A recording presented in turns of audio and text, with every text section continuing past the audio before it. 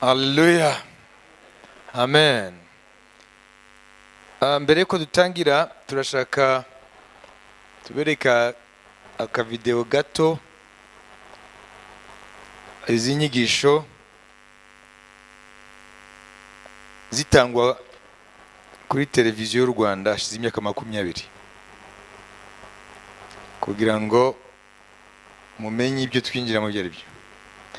Ruvuga ngo izi nyigisho mushaka kwiga digeze gutangwa kuri televiziyo y'u Rwanda cyo yitwaga TVR umwaka wa 1999 hashize imyaka 20. Hanyuma turebe nimba ibyo twavuze icyo gihe ariko bikiri, nimba nta by'Imana irasohoza kugira ngo uze kwizera n'ibindi uzumva. Amen. Ruvuga ngo iyo video iraza kwereka inyigisho zatanzwe hashize imyaka 20.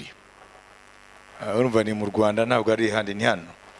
Hanyuma turebe mu myaka 20 ijambo ry'ubuhanuzi bwa Bibiliya rigezehe mu gusohozwa n'Imana kugira ngo biguye kwizera ko n'ibindi bizasohozwa. Reka tubabwire abari hariya batwereke iyo video.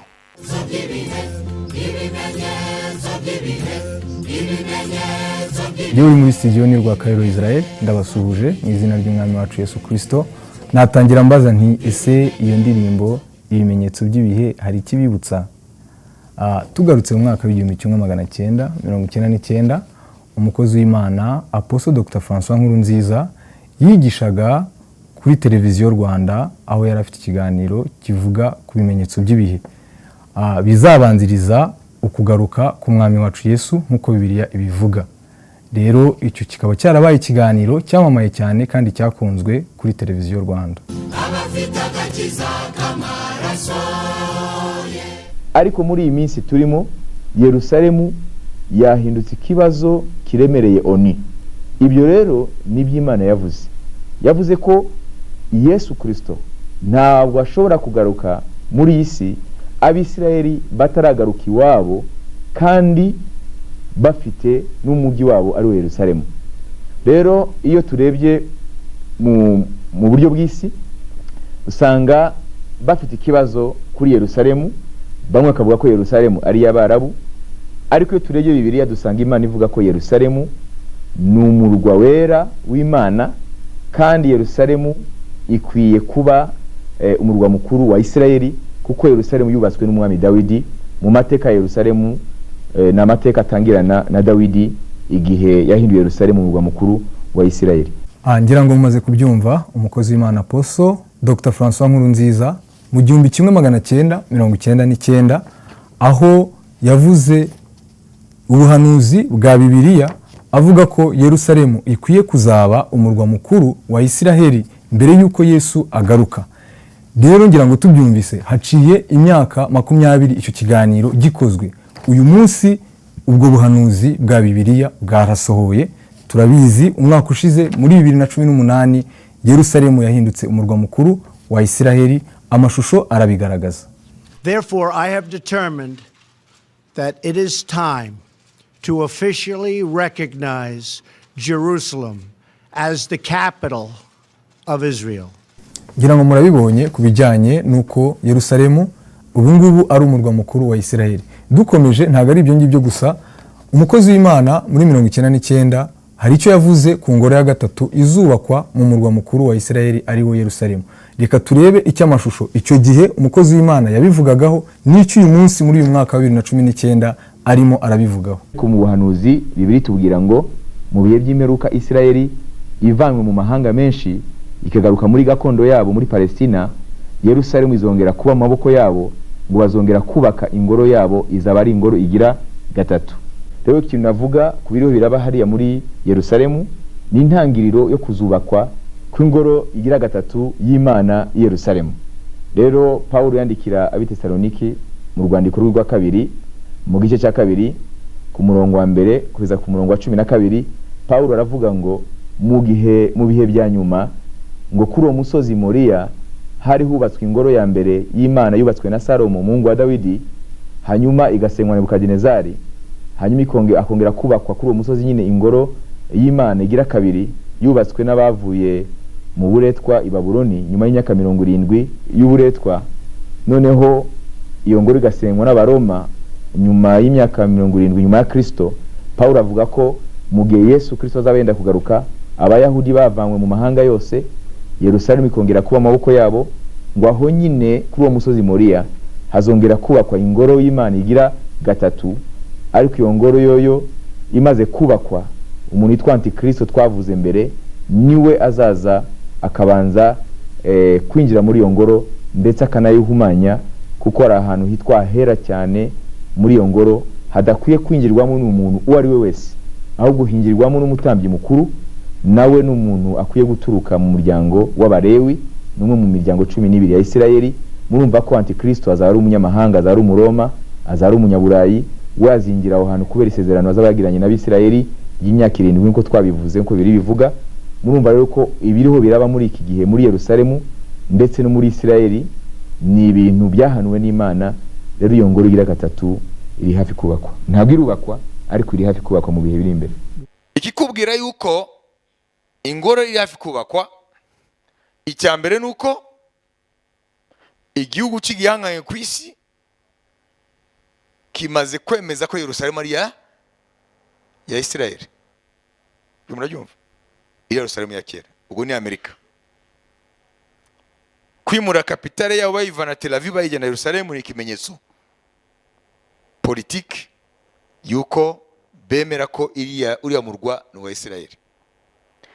Ikindi cya kabiri kikubwira ko ibihe biri hafi, ukwiye kubimenya, nuko ba nyiri ubwite y'Abisirayeli bamaze gutegura buri kintu cyose kubyerekeye kubaka ingoro. Ibikoresho barabifite, asigaye gusa ko haba conditions zo kubaka. Bivuga ngo asigaye kuba amasezerano atuma iyo ngoro yubakwa. Ibikoresho byose by'ingoro baramaze kubitegura. Mu mwaka wa 1987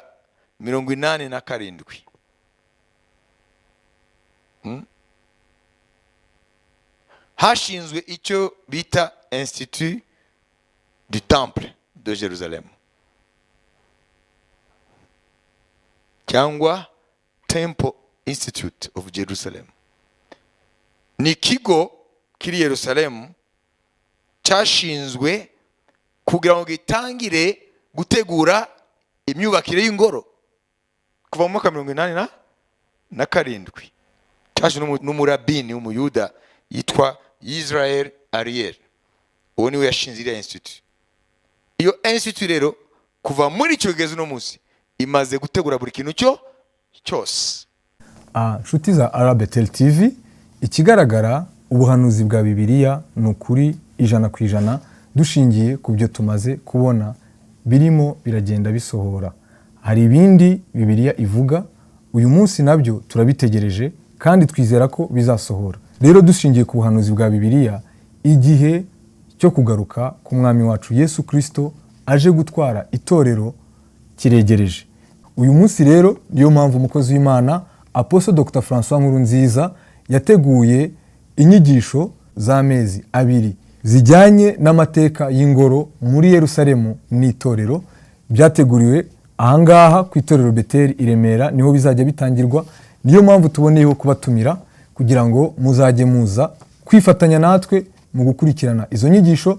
Bizajya biba kuwa gatatu no kuwa gatanu kuva saa 11 z'umugoroba kugeza saa 1 z'ijoro, naho ku cyumweru ni kuva saa 3 zo mu gitondo kugeza saa 6 z'amanywa.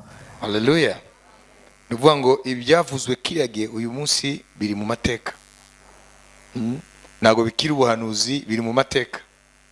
Niyo mpamvu rero ijambo uzakurikirana ni byiza urikurikirane neza, ariko cyane cyane urisangire n'abandi kugira ngo abantu Imana yateguriye ubwami ntihagire n'umwabura.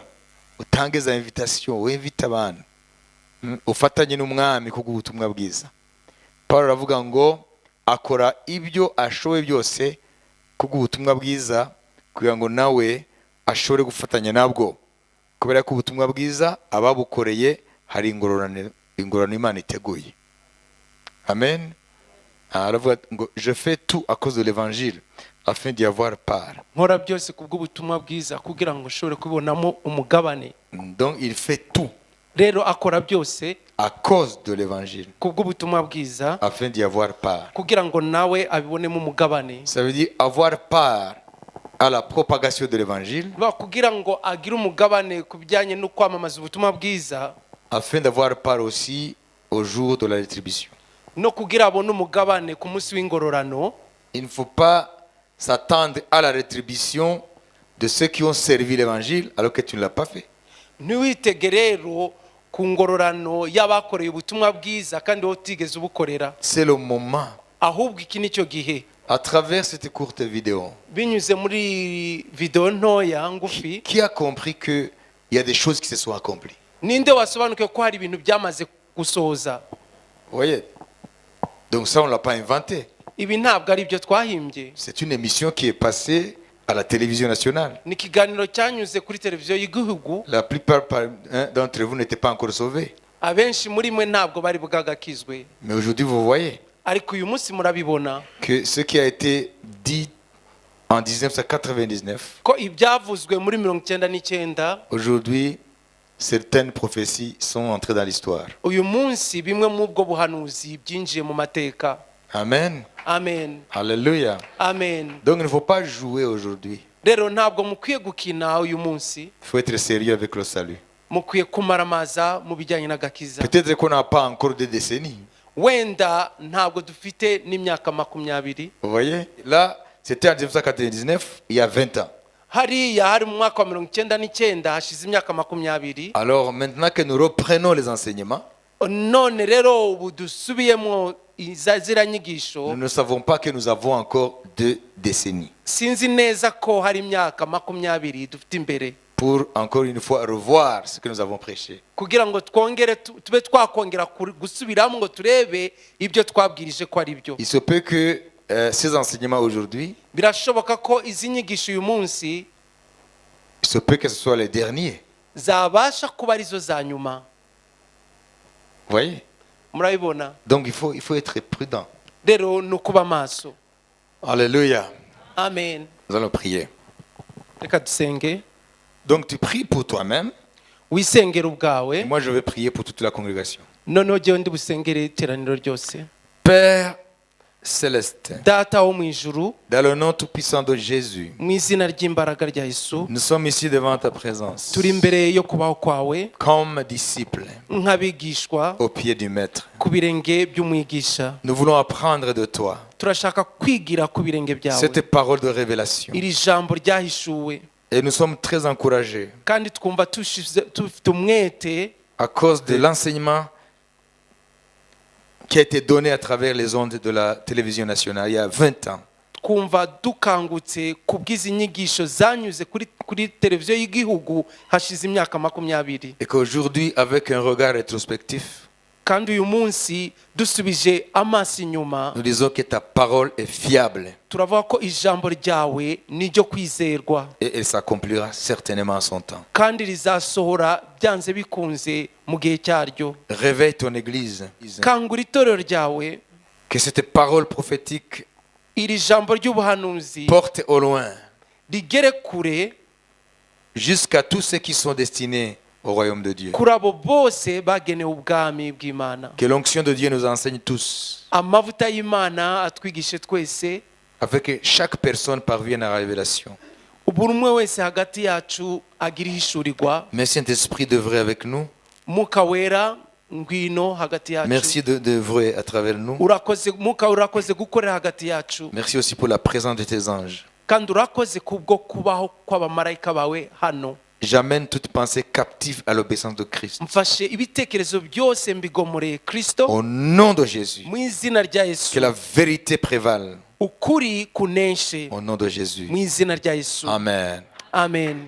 Amen. Amen. Alors, ouvre ta Bible vite, fungura rero bibiliya yawe vuba na vuba dans la deuxième épître de Pierre, mu rwandiko rwa kabiri rwa petero chapitre 1er, igice cya mbere au verset 19 et 21. umurongo wa 19 tugeze ku wa 21. nyamara rero dufite ijambo ryahanuwe rirushaho gukomera kandi muzaba mukoze neza nimuryitaho kuko rimeze nk'itabaza rimurikira ahacuze umwijima rigakesha ijoro rikageza aho inyenyeri yo mu ruturuturu izabandurira mu mitima yanyu ariko mubanze kumenya yuko ari nta buhanuzi bwo mu byanditswe bubasha gusobanurwa uko umuntu wese yishakiye kuko ari nta buhanuzi bwazanywe n'ubushake bw'umuntu ahubwo abantu b'Imana bavugaga ibyavaga ku Mana bashorewe n'umwuka wera. Amen. Amen. Amen. Ici, il est question de la prophétie des Écritures. Hano ikirimo kuvugwa nibijyanye n'ubuhanuzi bw'ibyanditswe byera. Parce qu'il y a la prophétie de l'Écriture. Kuko hari ubuhanuzi bwo mu byanditswe byera. Et les différentes prophéties que nous recevons à travers les uns et les autres pour notre encouragement. N'ubundi buhanuzi tujya twakira hagati ya bamwe n'abandi budutera donc imbaraga. les prophéties que vous recevez dans la prière, les prophéties que vous recevez en plein culte, ubuhanuzi mwakira mu masengesho cyangwa mu materaniro, ces prophéties sont différentes aux prophéties de l'Écriture. ubwo ngubwo bunyuranye n'ubuhanuzi bw'ibyanditswe byera. Vous voyez, quand Paul parle des prophéties qui sont générales que nous recevons à travers les uns et les autres, murabona iyo Paulo avuga ku buhanuzi twakira ubwo busanzwe hagati yacu, il en parle ici dans 1 Thessaloniciens chapitre 5 verset 20 jusqu'au verset 21. arabuvuga mu banyetesalonika ba mbere ibice 5 umurongo wa 20 kugeza kwa 21. Ne méprisez pas les prophéties, mais examinez toutes choses, retenez ce qui est bon. ntimukazimye umwuka w'Imana kandi ntimugahinyure ibihanurwa ahubwo mugerageze byose mugundire ibyiza. Amen. Vous voyez, les prophéties, outre que les prophéties de l'Écriture, murabona ubuhanuzi bunyuranye n'ubu buhanuzi bw'ibyanditswe byera, la Bible nous appelle à les examiner. Bibiliya iduhamagarira kubusuzuma. Mais on n'a pas examiné les prophéties qui sont dans la Bible. Ariko ubuhanuzi buri muri Bibiliya bw'ibyanditswe byera bwo ntabwo butubusuzuma. Qui a compris? Ninde wabisobanukiwe? Si je te donne une prophétie, Ndamutse nguhaye ubuhanuzi, tu ne dois pas tout gober. ntabwo ukwiye guhitumira byose uko nguko. Cela veut dire que tu vas douter. Ntabwo bivuga ko uri bubushidikanyeho, Mais la Bible t'appelle à examiner. ariko Bibiliya iguhamagarira kubusuzuma. Parce que l'homme peut prophétiser par ses émotions. Kubera ko umwana w'umuntu ashobora guhanura n'amarangamutima ye. Vous comprenez? Murabyumva? Donc, il ne faut pas confondre Rero ntabwo dukwiye kwitiranya la prophétie de l'Écriture ubuhanuzi bw'ibyanditswe byera et les prophéties que nous recevons des hommes na buriya buhanuzi twakira bunyuranye ku bantu, à travers dans les cultes ou dans des lieux de prière. haba mu materaniro cyangwa mu bihe by'amasengesho. Donc, les prophéties que nous recevons en dehors de la Bible, Rero ubuhanuzi twakira buri hanze y'uburi muri Bibiliya, il ne faut pas les prendre pour argent comptant. ntabwo ukwiye kubufata koko ko ari ukuri nk'ihame. Tu dois examiner. Ukwiye ahubwo kubusuzuma. Parce que les hommes peuvent prophétiser ce qui vient de leur cœur. Kubera ko abantu bashobora guhanura ibiturutse mu marangamutima yabo. Il faut examiner toutes choses Ugomba gusuzuma buri kimwe cyose pour voir si c'est vraiment il y a une confirmation que l'Esprit de Dieu qui a parlé. kugira ngo urebe ko hari gihamya ko ari umwuka w'Imana yavuze. Mais en ce qui concerne la prophétie de l'Écriture, Ariko kubijyanye n'ubuhanuzi bw'ibyanditswe byera, et c'est ce que nous allons aborder tout au long de ces 2 mois, ari byo tugiye kuzavugaho kuri aya mezi abiri yose, il n'y a pas à examiner. ho rero ntacyo gusuzuma. Il faut y croire Ukwiye kubyizera uko, parce que c'est Dieu qui a parlé. kubera ko ni Imana yavuze. Il faut expliquer une seconde. icyo avuze ni iki? Hari ubuhanuzi bwo mu buryo bubiri. Hari ubuhanuzi bwo mu byanditswe byera bwo muri bibiliya, aribwo twasomye muri Petero wa kabiri. Hakaba n'ubuhanuzi busanzwe ubwo twakira mu materaniro y'umukozi w'Imana cyangwa hagati yacu abera. Ubuhanuzi buturutse aho ngaho, ubwo ngubwo rero bunyuranye n'ubwo mu byanditswe byera. Icyo Bibiliya ivuga ku buhanuzi bwo mu materaniro mwakiriye ari umukozi w'Imana cyangwa hagati y'abera bahanye ubwo buhanuzi, icyo Bibiliya itegeka nuko ubwakiriye ntakwiye guhita abumira nk'ihame, akwiye kubusuzuma akagira gihamya koko ko buturutse ku Mwuka Wera. Ariko ubwo muri Bibiliya bwo nta gusuzuma guhari, ni ukuri, ni ihame, ntacyo usuzuma kirimo. Amen. Demande à ceux que toi s'il a compris. Baza ukuri ruhande ko yabisobanukiwe. Il ne faut pas aller te précipiter pour te marier avec un tel sur base de quelqu'un qui a prophétisé. Ntuzihutire kujya gushakana na runaka ku rufatiro rw'ubuhanuzi wakiriye. Là, tu vas te casser les dents. Icyo gihe uzahasiga amenyo. Parce que ce n'est pas la Bible qui a parlé. Kuko ntabwo ari Bibiliya yavuze. C'est un homme qui a parlé. Ahubwo n'umwana w'umuntu yavuze. Peut-être qu'il voit que vraiment, tu peux aller avec celui-là ou celle-là. Wenda nuko yabonye ko mwajyana n'uwo muntu. Comprenez? Murabyumva? Alors, il va prophétiser ce qui vient de lui-même. Noneho agahanura ibiturutse mu marangamutima ye. Et après, tu vas payer les pots cassés. Noneho wewe akaba uzirengera ingaruka. Il faut interroger la prophétie. Ukwiye kubaza ubwo buhanuzi cyangwa kubusuzuma. Il faut aller devant Dieu Ukwiye kujya imbere y'Imana et essayer de voir clair. kandi ukagerageza kubireba neza, kubusuzuma. Toutes les prophéties qui n'est pas dans la Bible. Ubuhanuzi bwose butari muri Bibiliya, Tout ce qu'on peut te dire de la part du Seigneur, ibyo bashobora kukubwira ko ni umwami ubivuze, mais qui n'est pas la prophétie qui est là. ariko atari ubuhanuzi usanga hano muri Bibiliya, Tu ne commettrais pas de péché nta cyaha uzaba ukoze si tu examines. nubisuzuma. Comprenez? Mwabyumvise?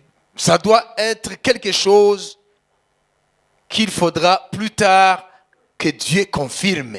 Kikwiye kuba ikintu mu gihe runaka kizaba kiri imbere Imana izahamiriza. Et Dieu ne viendra pas te dire, ah, alors je veux que toi, tu fasses ça comme ça, par une prophétie. Imana ntabwo izaza kukubwira ngo ndashaka ukore ibi ngibi ushingiye kuri ubwo buhanuzi. Si tu interroges la prophétie, Igihe uzayibaza kuri ubwo buhanuzi, et si tu donnes du temps à Dieu pour te confirmer ou infirmer cette prophétie, kandi ukaba wahaye Imana igihe kugira ngo ihamirize cyangwa inyomoze ubwo buhanuzi, parce que Dieu peut confirmer ou infirmer kubera ko Imana ishobora guhamiriza cyangwa ikanyomoza, en disant, ça ce n'est pas moi qui ai parlé. ikavuga ko ntabwo ari jye navuze. Comprenez? Murabyumva? Il ne faut jamais agir précipitamment sur base d'une prophétie que quelqu'un t'a balancée. Ntabwo ukwiye rero gukora huti ku rufatiro rw'ubuhanuzi wakiriye uko nguko. Dieu peut parler, Imana ibasha kuba yavuze, l'homme aussi peut parler. ariko n'umuntu nawe ashobora kuvuga ibivuze Il faut ibivuye mu interroger marangamutima la ye. prophétie Ukwiye rero gusuzuma ubwo buhanuzi jusqu'à ce que tu aies une conviction de la part de Dieu. kugeza aho Imana iguhamiriza ubwayo. Parce que les bébés spirituels se perdent dans les prophéties. Kubera ko impinja mu mwuka batakarira mu buhanuzi. Quelqu'un vient, il te donne la prophétie, Umuntu akaza akaguha ubuhanuzi, hein, tu fais ça, kora iki, et après tu trouves que tu t'es planté, noneho nyuma ukisanga warishize mu migozi cyangwa mu bibazo, et tu vas commencer à douter none ugatangira gushidikanya même de la parole de Dieu. no ku ijambo ry'Imana ubwayo, Alors que ce n'était pas Dieu qui avait parlé. kandi atari Imana yari yaravuze, C'est un homme qui a parlé. ni umuntu ahubwo yavuze. Comprenez? Murabyumva? Hein? Ah oui. Si quelqu'un t'aime, Rero niba umuntu agukunda, il peut se mettre dans les embarras, il se met à prophétiser.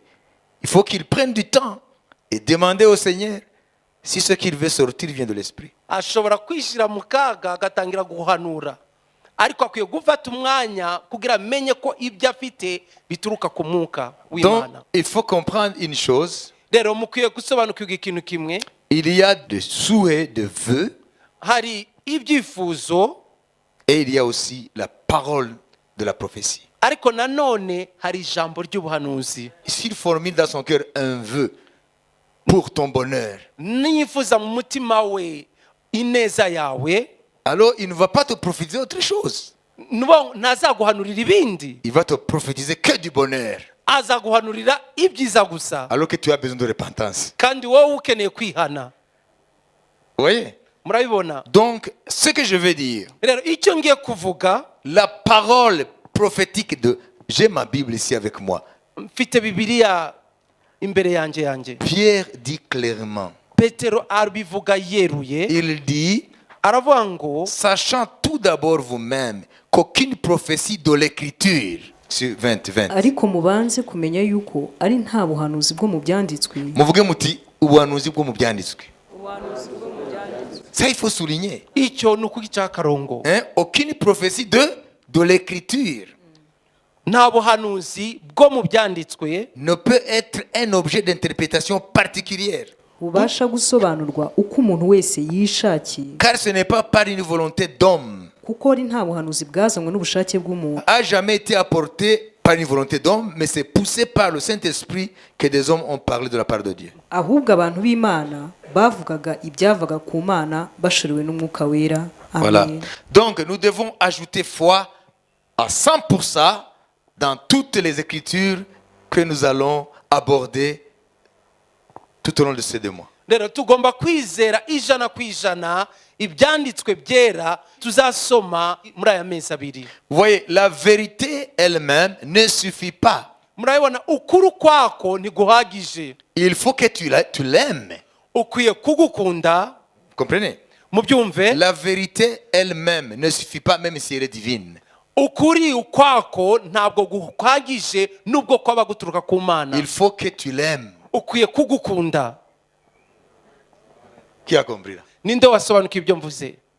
Je suis en train de vous préparer afin d'entrer réellement dans le vif du sujet. Ndo ndabategurira kugira ngo twinjire neza muri iyi gahunda. La vérité elle-même, quelle qu'elle soit, Ukuri uko ariko kose ne suffit pas. ntabwo guhagije ubwako. Il faut que nous ayons foi.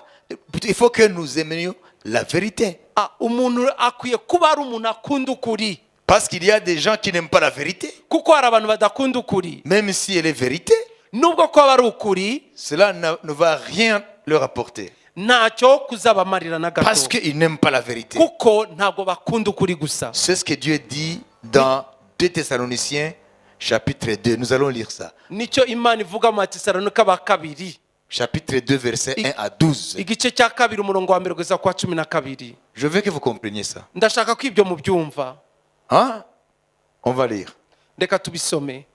turabinginga bene data kubwo kuzaza k'umwami Yesu Kristo no kuzamuteranirizwaho kwacu, kugira ngo mutanamuka vuba mukava mu bwenge cyangwa ngo muhagarike imitima, naho mwaba mubitewe n'umwuka cyangwa n'ijambo cyangwa n'urwandiko Suivez. Mukurikire.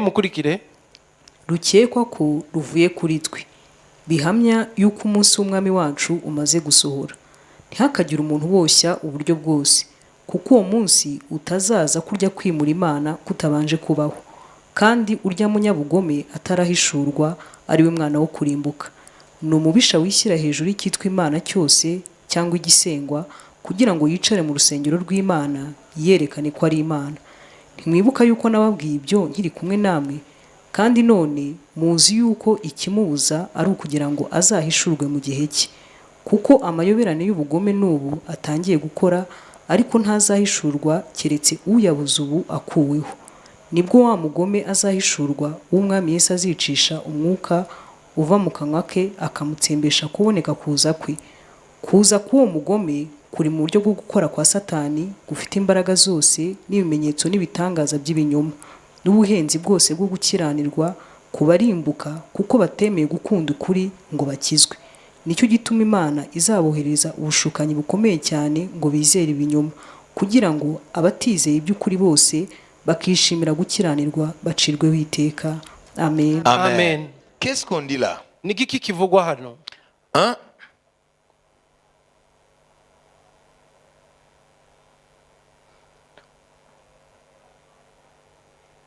Pourquoi est-ce que il y en a qui sont faits pour le jugement. kubera iki hari abaremerewe kurimbuka? La Bible le dit. Bibiliya hano irabivuga neza. Parce qu'ils n'ont pas aimé la vérité Kuko ntibigeze bakunda ukuri pour être sauvés. kugira ngo babashe gukizwa. Vous voyez? Murabibona? C'est ce que nous avons lu. Nibyo twasomye. L'apparition de cet impie se fera par la puissance de Satan avec toutes sortes de miracles, de signes et de prodiges mensongers, avec toutes les séductions de l'iniquité, pour ceux qui périssent parce qu'ils n'ont pas reçu l'amour de la vérité pour être sauvés. kuza k'uwo mugome kuri mu buryo bwo gukora kwa satani gufite imbaraga zose n'ibimenyetso n'ibitangaza by'ibinyoma n'ubuhenzi bwose bwo gukiranirwa ku barimbuka kuko batemeye gukunda ukuri ngo bakizwe. Amen. Aussi Dieu leur envoie une puissance d'égarement Nicyo gituma Imana izabohereza ubushukanyi pour qu'ils croient au mensonge, ngo bizere ibinyoma afin que tous ceux qui n'ont pas cru à la vérité, kugira ngo abatizeye iby'ukuri mais bose qui ont pris plaisir à l'injustice, bakishimira soient gukiranirwa condamnés. bacirweho iteka. Est-ce que la faute est à Dieu? Ikibazo amakosa n'ay'Imana. Ils n'ont pas eu l'amour de la vérité. Ntabwo bigeze bagira urukundo rw'ukuri. Même tout ce que nous allons partager, Nibyo tuzasangira hano byose. tout ce que je vais donner de la part de Dieu, Ibyo nzabaha byose biturutse ku Mana. s'ils ne rencontrent pas l'amour de la vérité en vous, Nibidasanga urukundo rw'ukuri muri mwe, ça ne va te servir à rien. ntacyo bizakumarira. La condition sine qua non Igisabwa cy'ingenzi pour que le message de Dieu transforme ta vie, kugira ngo ubutumwa bw'Imana buhindure ubuzima bwawe, pour qu'il y ait quelque chose que Dieu fasse dans ta vie, kugira ngo hagire icyo Imana ikora mu buzima bwawe, il faut que dans ton cœur il y ait l'amour de la vérité. bisaba ko mu mutima wawe habamwo urukundo rw'ukuri. Qui a compris? Ninde wabisobanukiwe? Ça veut dire la vérité, elle ne suffit pas Nuvuga ngo ukuri kwako ntabwo guhagije pour qu'elle fasse son travail. kugira ngo gukore umurimo Il wako. faut qu'elle trouve dans le cœur de l'homme l'amour de la vérité. Kukwiye gusanga mu mutima w'umuntu urukundo rw'ukuri. Si vous comprenez? Mwabyumvise? Hein? Alors, s'il n'y a pas de changement en toi, Rero niba nta mpinduka ziri muri wowe, il ne faut pas croire que la parole qui a été prêchée n'a pas de puissance. nimwibwire ko ijambo ryabwirijwe nta mbaraga rifite, C'est qu'elle n'a pas rencontré l'amour de la vérité. ahubwo ntabwo ryasanze urukundo rw'ukuri. Dieu transforme nos vies Imana ihindura ubuzima bwacu à la mesure de l'amour que nous avons pour la vérité. ku kigero gihwanye n'urukundo dukunda ukuri. Je vais vous enseigner un peu de latin. Reka mbigishe gato ikilatini. Vous savez, le français, l'anglais, toutes les langues là que nous utilisons sur le plan international, ce sont des langues qui viennent du latin et du grec. Murabizi izi ndimi igifaransa, icyongereza n'izindi ndimi zikoreshwa ku rwego rw'amahanga Dans le domaine de la science, par exemple. mu buryo bwa siyansi zifite inkomoko mu kigiriki. Les racines, c'est du latin et du grec. Imizi yacyo ni mu kilatini n'ikigiriki. On les appelle des langues gréco-latines. Bazita indimi zikomoka mu kilatini n'ikigiriki. Alors, il y a l'un des pères de l'église qui s'appelle Saint-Augustin. Rero hari umwe muri bariya ba Ça veut dire qu'il y a des apôtres, hari intumwa, et après les apôtres, hanyuma abakurikiye intumwa abiziye ku birenge by'intumwa, ceux qui ont continué à témoigner pour la vérité afin de construire l'église, abakomeje guhamya kugira ngo bubake itorero, on les appelle les pères de l'église. abo nibo bita uko nguko, ni abigiye ku birenge by'intumwa,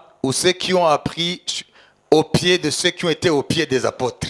cyangwa abigiye ku birenge by'abigiye ku birenge by'intumwa. On les appelle les pères de l'église. Abo rero nibo bari ku rufatiro rw'itorero. L'un de ces pères de l'église, Umwe rero muri abo ngabo qui est africain comme nous, ni umunyafurika nkatwe, quoique il n'était pas noir, nubwo atari umwirabure, parce qu'il est né en Algérie, kuko yavukiye mu gihugu cya Algeria dans les années 353, muri za 353 et qu'il est mort en 430. akaba yarapfuye muri 430. Il s'appelle Saint-Augustin. Yitwa Saint Augustin. Il a été le pilier de l'église de l'Occident. Yabaye inkingi y'itorero i Burayi Dans ces années-là, muri iyo myaka. sans Saint-Augustin, il n'y aurait pas de christianisme solide en Occident. Iyo hatabaho Saint Augustin ntihakabaye ubukristo bufite imbaraga muri biriya bigo by'Uburayi. Donc c'est un théologien africain qui a bâti le christianisme en Occident. Rero ni umunyateolojiya cyangwa inzobere mu by'Imana Africain. w'umunyafurika yubatse ubukristo mu bihugu by'Uburayi. Qui a compris? ninde wabisobanukiwe? L'Afrique est très présente, hein, dans l'histoire du salut. Murabizi Afrika yari ihari mu mateka y'agakiza. Amen. Amen. Vous savez, un Africain a aidé Jésus à porter la croix. Murabizi hari umunyafurika yafashije Yesu guheka umusaraba. Simon de Cyrène, Simoni w'i Kurene, c'est en Libye. ni muri Libiya. Le jour de la Pentecôte, Ku munsi wa Pentekoti, lorsque le Saint-Esprit est descendu, igihe umwuka wera yamanukaga, le peuple qui était là, abantu bari muri kiriya il y cyumba avait aussi un Africain, harimo n'umunyafurika où il y avait des Africains cyangwa harimo abanyafurika de la Libye, bakomoka muri Libiya. le jour de la Pentecôte, Kuri uriya munsi wa Pentekoti, dans l'église d'Antioche, mu itorero rya dans Antiyokiya, le leadership, mu buyobozi bwaho il y avait un Africain. harimo umunyafurika. Vous voyez? Murabibona, On était toujours là. twari duhari. Amen. Amen. Je vais entendre a big amen from you. Amen. Ndashaka kumva amen kinini gituruka kuri wowe. Alors, Saint Augustin, Uyu Saint Auguste rero il a dit ceci. yavuze aya magambo. Mwumvise ko ari umuntu w'itorero? Il a dit ceci. Yavuze aya magambo.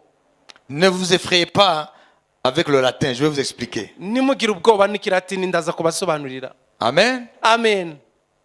Non intatur in veritatem nisi pe caritatem. Non intatur Non itatur in veritatem in veritatem nisi nisi per pe caritatem. caritatem. Ça veut dire, personne ne peut entrer dans la vérité sans avoir l'amour de la vérité. Ngo nta muntu n'umwe ashobora kwinjira ngo amenye kwinjira mu kuri atabanje gukunda ukuri. Vous voyez, Mwabyumvise? les paroles de Saint Augustin Aya magambo y'u Saint Augustin confirment ahamiriza ce que nous venons de lire dans Thessaloniciens. ibyo turangije gusoma mu gitabo cy'Abanyatesalonika. Ils sont condamnés parce qu'ils n'ont pas aimé la vérité. Baciriweho iteka kuko bategeze bakunda ukuri. Voyez? Murabibona? Et Saint Augustin dit, Kandi uyu Saint Augustin aravuga ngo nul ne peut entrer dans la vérité nta muntu yashobora kwinjira mu kumenya ukuri s'il n'a pas l'amour de la vérité. atabanje gukunda ukuri. Non intatur in veritatem nisi pe caritatem. Amen. Comprenez? Mwabyumvise? Vous avez compris? Mwabyumvise? Dites Amen. Alors, qui a l'amour de la vérité ici? Ninde ukunda ukuri hano? Est-ce que si on te dit la vérité sur ton défaut, Bakubwiye ukuri ku mafuti yawe, est-ce que tu l'acceptes vraiment d'un bon cœur? ndakubaza ubyakira n'umutima ukunze koko? Ou bien tu aimes quelqu'un sachant qu'il te ment, Ciao. mais qui te dise de belles paroles? Cyangwa ukunda umuntu uzi neza ko akubeshya ariko akakwibwirira amagambo meza? Donc, si tu n'aimes pas la vérité Rero niba udakunda ukuri dans ta vie, mu buzima bwawe, même la parole de Dieu n'ijambo ry'Imana ubwaryo elle restera inefficace, sans effet. nta mumaro rizabasha kugira mu buzima bwawe.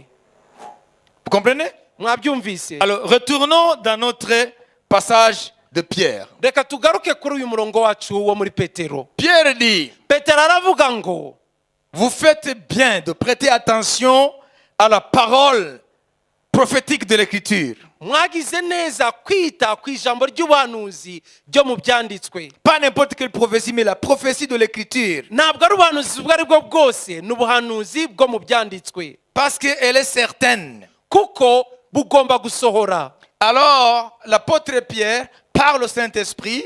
Rero intumwa Petero binyuze mu mwuka wera Il compare la parole prophétique de l'Écriture à une lampe. agereranya ijambo ry'ubuhanuzi ryo mu byanditswe n'itabaza. Une lampe qui brille Itabaza rimurika dans un lieu obscur. ahantu ho mu mwijima. Ça veut dire que la parole prophétique, Nuvuga ngo ijambo ry'ubuhanuzi c'est une lampe qui brille dans un lieu obscur. ni itabaza rimurika ahantu ho mu mwijima. La Bible dit que ce monde est obscur. Bibiliya iravuga ko iyi si iri mu mwijima. C'est un monde de ténèbres spirituellement parlant. ni isi y'umwijima mu buryo bwo mu mwuka. Même si nous avons le soleil, la lune et la nuit, Nubwo dufite izuba n'ukwezi nijoro, ça c'est la lumière physique. uwo ni umucyo ufatika ugaragara. Mais sur le plan spirituel, Ariko ku rwego rwo mu mwuka, ce monde est un monde de ténèbres. iyi si ni isi y'umwijima. Et la Bible dit, Bibiliya ikavuga ngo la parole prophétique ijambo ry'ubuhanuzi qui vient de l'écriture, rikomoka mu byanditswe comme une lampe rimeze qui nk'itabaza brille dans un lieu obscur qu'est ce monde. ricanye ahantu ho mu mwijima ariyo si yacu. Jusqu'à quand? Kugeza ryari? Jusqu'à quand la lampe qui est considérée comme la parole prophétique de l'écriture va briller? Kugeza ryari iri tabaza rifashwe nk'ijambo ry'ubuhanuzi ryo mu byanditswe rizamurika kugeza ryari? La lampe va briller jusqu'à ce que le jour vienne apparaître. Iri tabaza rizacana rizamurika kugeza igihe umunsi uzaseruka, Et que l'étoile du matin se lève dans vos cœurs. hanyuma inyenyeri yo mu ruturuturu igahaguruka mu mitima yanyu. Ici, c'est une prophétie extraordinaire. Hano ni ubuhanuzi butangaje. Je priais pour que Dieu nous ouvre l'intelligence, Nasenze ngo Imana idufungure ubwenge pour que nous comprenions les secrets du royaume de Dieu. kugira ngo twumve amabanga y'ubwami bw'Imana. Il faut que Dieu ouvre ton intelligence. Ni ngombwa Imana ifungure ubwenge bwawe, Parce qu'on ne comprend pas les Écritures par l'intelligence humaine. kuko ntabwo dusobanukirwa ibyanditswe n'ubwenge bwa kimuntu. Il faut que Dieu amène sa lumière en nous. Ni ngombwa Imana izana umucyo wayo muri twe. Alors je veux que tu prêtes attention maintenant. Ndashaka rero gutega amatwi neza ubu. Pierre dit, Petero aravuga ngo vous avez bien fait de prêter attention à cette parole prophétique de l'écriture. mwagize neza kwita kuri iri jambo ry'ubuhanuzi ryo mu byanditswe. Ça veut dire que ce sont les prophéties bibliques. Aravuga hano ubuhanuzi bwo muri Bibiliya. Ce ne sont pas des prophéties que vous vous donnez les uns les autres, Ntabwo ari ubuhanuzi muhana hagati yanyu, qui peuvent venir souvent de vos émotions bushobora kuba bwanaturuka kenshi ku marangamutima yanyu, et souvent aussi par des manipulations des hommes. cyangwa muri manipulation y'abantu. Hein, quelqu'un qui veut te faire quelque chose, Umuntu agashaka gukoresha ikintu alors il va le faire par la prophétie. akabinyuza mu buhanuzi. Ça c'est la manipulation. Uko ni ukumanipira umuntu. Dieu ne manipule personne, Imana ntabwo imanipira umuntu, parce que Dieu lui-même n'est pas manipulable. kuko ubwayo ntabwo wayimanipira.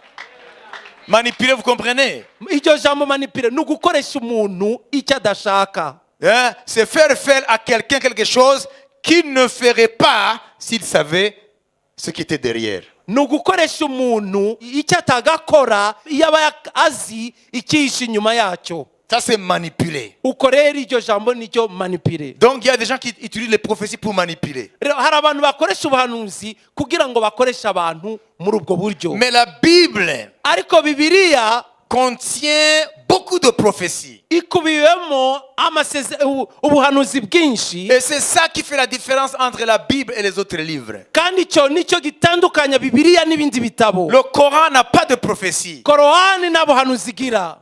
Le livre de Baha'i n'a pas de prophétie. Igitabo cy'ababahayi nta buhanuzi kigira. Pour que tu donnes des prophéties Kugira ngo utange ubuhanuzi qui vont se passer au cours des millénaires à venir, buzasohora mu binyagihumbi bizaza, il faut que tu sois Dieu. ukwiye kuba uri Imana. Clamons le Seigneur. Icyubahiro mu icyubahiro umwami. Satan ne peut jamais prophétiser avec certitude, donner des prophéties pointues pour des 3-4 millénaires. Satani ntabwo ashobora gutanga ubuhanuzi buhamye ku binyagihumbi birenze 3-4. Ce qu'on appelle en anglais accurate prophecy. Mu cyongereza n'ubuhanuzi bugomba gusohora byanze bikunze. Vous comprenez? Murabyumva? Il faut que tu sois Dieu. Ukwiye kuba uri Imana. Donc la Bible, Rero Bibiliya elle est le seul livre nicyo gitabo cyonyine qui contient des prophéties kirimo ubuhanuzi qui annoncent des choses à venir des milliers d'années en avance. bumenyekanisha ibintu imyaka ibinyagihumbi n'ibinyagihumbi mbere. Alors Pierre dit, Petero aravuga ngo les prophéties que nous avons dans la Bible, ubuhanuzi dufite muri Bibiliya vous avez bien fait de prêter attention à ces prophéties mwagize neza kwita kubwo buhanuzi, parce qu'elles ne sont pas issues de la volonté de l'homme. kuko ntabwo bwaturutse ku bushake bw'umwana w'umuntu, Les hommes ont parlé de la part de Dieu, ahubwo abantu baravuze bahumekewe mu n'Imana, poussés par le Saint-Esprit. basunitswe n'umwuka wera. Autrement, ils ne connaîtraient pas des choses qui se passeront des milliers d'années en avance. bitabaye uko ntibakamenya ibintu bizaba imyaka ibihumbi n'ibihumbi mbere. Et puis il dit, cette prophétie de la Bible,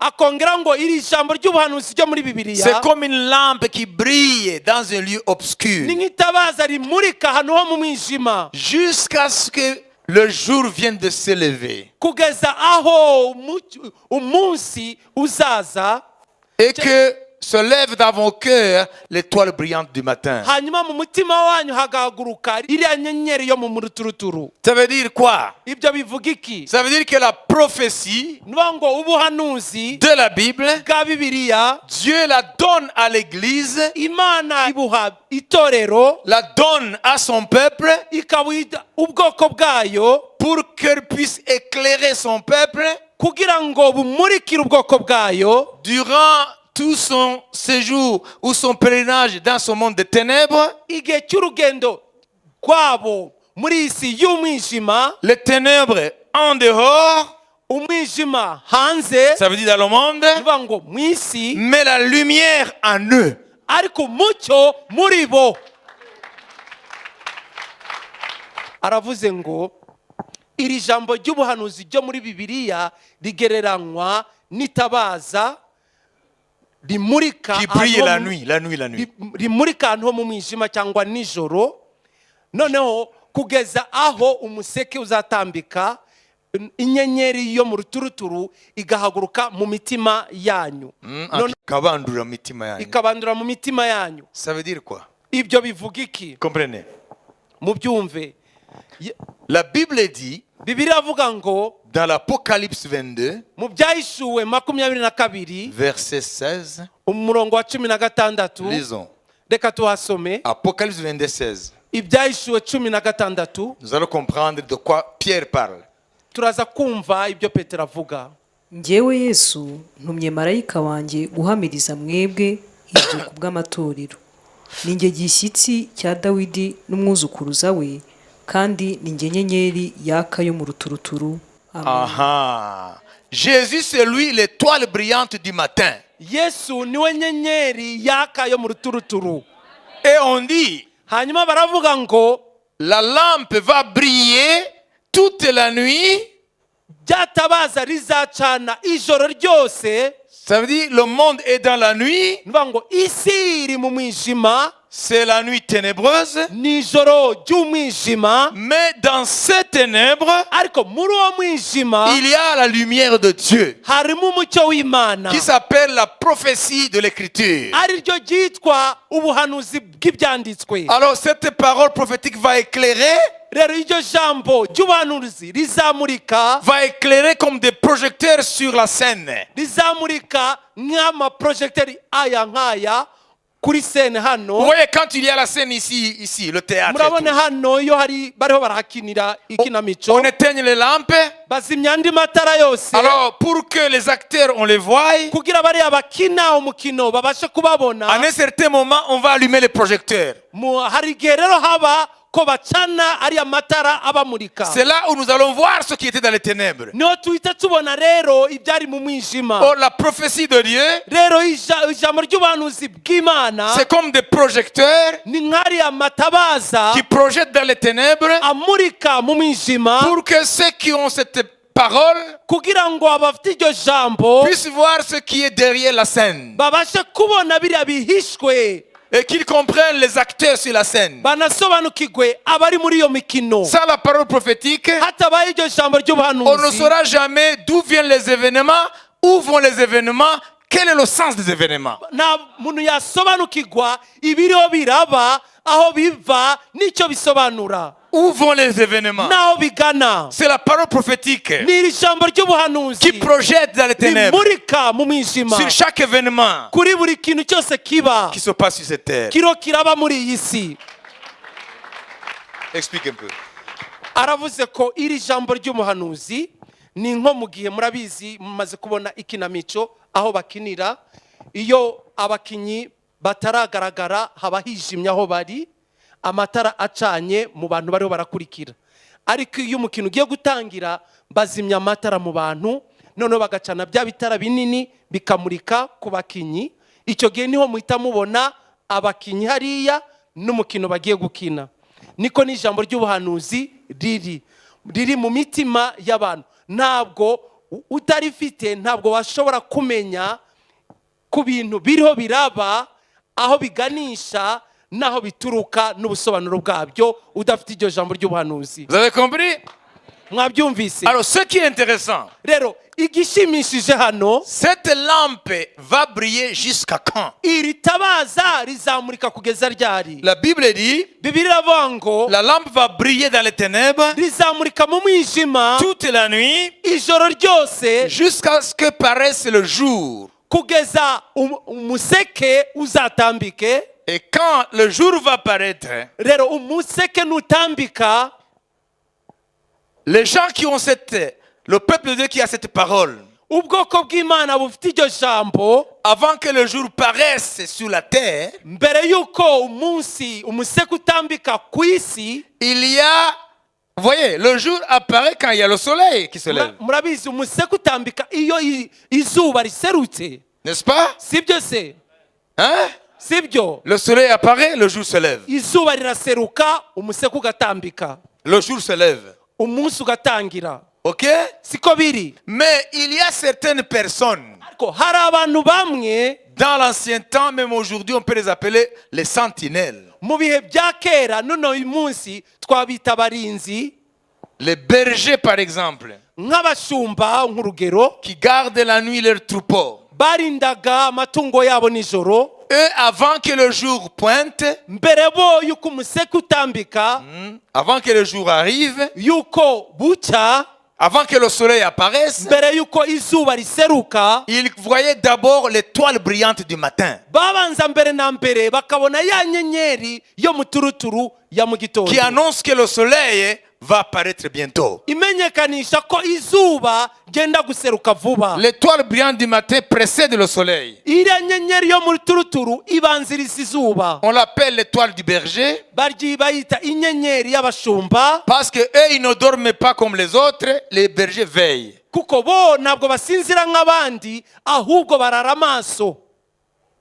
Les autres sont dans le lit, Abandi bari mu mariri yabo, ils se réveilleront en voyant le soleil. bo bazabyuka ari uko babonye izuba. Mais les bergers, eux, avant de voir le soleil, ils ont vu l'étoile brillante du matin. Ariko abashumba bo mbere yuko babona izuba bazabanza babone ya nyenyeri yo mu ruturuturu, On l'appelle l'étoile brillante du matin. bayita inyenyeri icanye yo mu On ruturuturu, l'appelle l'étoile du berger. bayita inyenyeri y'abashumba. Mais qu'en est-il réellement de cette étoile?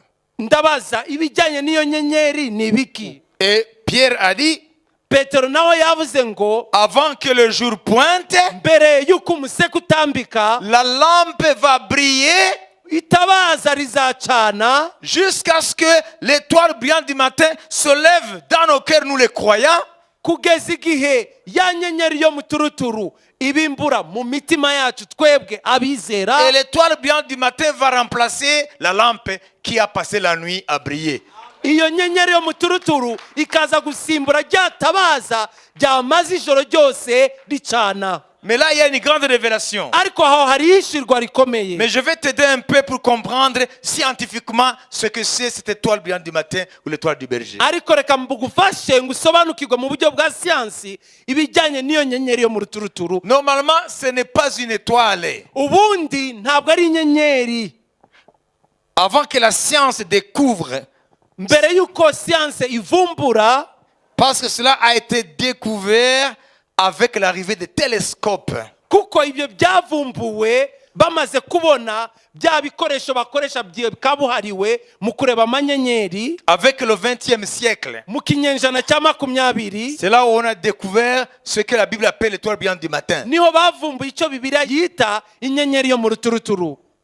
Mois de janvier, février, c'est visible. Mu kwezi kwa mbere n'ukwa kabiri ibigaragara. Lorsque le soleil est sur le point de se coucher, Iyo izuba genda kurenga, cette étoile est visible. iyo nyenyeri iragaragara. Même le matin, avant que le soleil apparaisse, cette étoile commence à apparaître. na mbere mu gitondo mbere y'uko izuba riseruka iyo nyenyeri ibigaragara.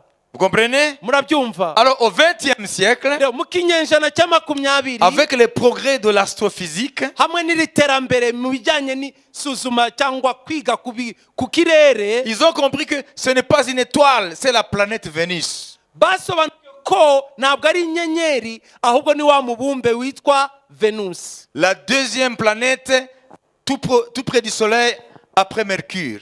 niwo mubumbe wa kabiri wegera izuba mbere y'uwitwa Mercure. Ça veut dire, lorsque le soleil brille, frappe la planète Vénus, Niba ngo izuba ricanye cyangwa rikamurika uwo mubumbe witwa Venus, alors nous sur la Terre, nous voyons Vénus. twebwe ku isi rero tuhita tubona uwo mubumbe witwa Venus. Il est toujours avec le soleil. Buri gihe ugendana n'izuba. Ça veut dire, avant que le soleil apparaisse, Bivuga ngo mbere y'uko izuba riseruka sur la Terre, nous voyons Vénus. ku isi twebwe tuba tubona uwo mubumbe witwa Venus. Pourquoi est-ce qu'on l'appelait étoile? Kubera iki bawitaga inyenyeri? Parce que c'est la troisième au niveau de la brillance. Kuko Après le soleil et la lune. kubera ko nyuma Après le izuba- soleil et la lune, parmi les planètes là, Vénus, c'est la troisième au niveau d'éclairé. Nuvuga ngo nyuma y'izuba n'ukwezi niwo mubumbe umurika ucana kurenza. Voilà pourquoi les anciens prenaient Vénus pour une étoile. Niyo mpamvu abakera bawufata iyo Venus nk'inyenyeri. Nous sommes à 150 millions du soleil. Twebwe turi ku kilomètres. birometero 150 150 uturuka millions de kilomètres. ku birometero miliyoni 150 uturutse ku zuba. Vénus est à 108 millions de kilomètres à partir du soleil. Iyo Venus nayo iri ku miliyoni 108 z'ibirometero. Ça veut dire le soleil est là, Nuvuga ngo izuba riraho 108 millions de kilomètres. ukabara ibirometero miliyoni 108 Il y a Vénus ugahita uhabona uwo mubumbe witwa Venus qui fait sa rotation dans le sens inverse de la rotation de la Terre. wo uzenguruka mu cyerekezo kinyuranye n'ikisi izengurukamo. Si la Terre tourne comme ça, Mu gihe isi yaba izenguruka uku nguku, Vénus tourne dans le sens iyo contraire. Venus yo izenguruka mu buryo bunyuranye. Vous avez compris? Mwabyumvise? Nous sommes à 150 millions Twebwe turi ku birometero miliyoni 150 du soleil. uturutse ku zuba. Vénus est à 108 millions de kilomètres. Venus yo iri ku 108. Il n'y a pas de vie sur Vénus. Nta buzima buhari kuri uwo mubumbe wa Venus, Parce que sur la surface de Vénus, kubera ko ku butaka bwa Venus la température est de presque 500 degrés. ubushyuhe busatira dogere 500. Donc il n'y a pas de vie là-bas. Bivuga ngo nta buzima buhari hariya. Avec une densité très forte. Ikirere kiraremereye Les rayons cyane. solaires ne parviennent pas à toucher le sol de Vénus Nuvuga ngo imirasire y'izuba ntibasha kugera ku butaka bwa Venus parce que la densité est très forte et barre les rayons du soleil. kubera ko ikirere kiraremereye cyane ku buryo imirasire y'izuba itashobora kukinyuramo. Alors d'où vient que la surface est chaude? Bituruka he ko ubutaka noneho bushyuha? C'est l'effet de serre. Ibyo bita effet de serre. Ni ukuvuga ngo iyo imyuka ari myinshi mu kirere y'imodoka zanyu n'amatabi yanyu, murabyumva, biragenda hariya hanyuma bigatuma isi ishuha. C'est ça serre, effet de serre. Nibyo bita uko nguko. Ça veut dire que cette densité autour de Vénus Nuvuga ngo ubwo buremere bw'icyuka butwikiriye uwo mubumbe Venus fait que la chaleur est emprisonnée. bituma bubika ubushyuhe bwinshi. Alors le sol arrive à 500 degrés. Noneho ubutaka bwa Venus bukageza kuri dogere 500. Mais Vénus est semblable à la Terre. Ariko iyo Venus yo yenda gusa n'isi. Il y a des montagnes, il y a des vallées, etc. Habaho imisozi, habaho ibibaya n'ibindi. Vous comprenez? Murabyumva? Et sa taille est presque la taille de la Terre. Kandi ubuso bwayo cyangwa ubugari bwayo busatira kungana n'ubw'isi. Et la forme est presque celle de la Terre. Kandi n'ishusho yayo yenda kumera nk'iy'isi. Vénus vient du latin. Iyi Venus bituruka mu Kilatini, C'est le nom du dieu romain. ni izina ry'ikigirwamana cy'Abaroma, C'est le dieu de l'amour et de la beauté. ni ikigirwamana cy'urukundo n'ubwiza chez les Romains. ku baroma. Pourquoi le Dieu de l'amour et de la beauté? kubera ki ari imana y'urukundo n'ubwiza? C'est parce qu'ils voyaient la beauté de Vénus nuko babonaga La brillance. ubwo bwiza cyangwa uko kumurika kwa Venusi, et ils adoraient Vénus. noneho bakayiramya. Ça veut dire si je venais te demander en mariage, nuba ngo niba nje kugusaba kugira ngo tuzabane, il faudra que je sacrifie à Vénus ngomba gutambira igitambo cyo kigirwamana cyitwa Venusi pour qu'il me donne à vivre l'amour, kugira ngo nzashobore kubana nawe, etc., etc., etc. n'ibindi n'ibindi. Qui a compris? Ninde wasobanukiwe?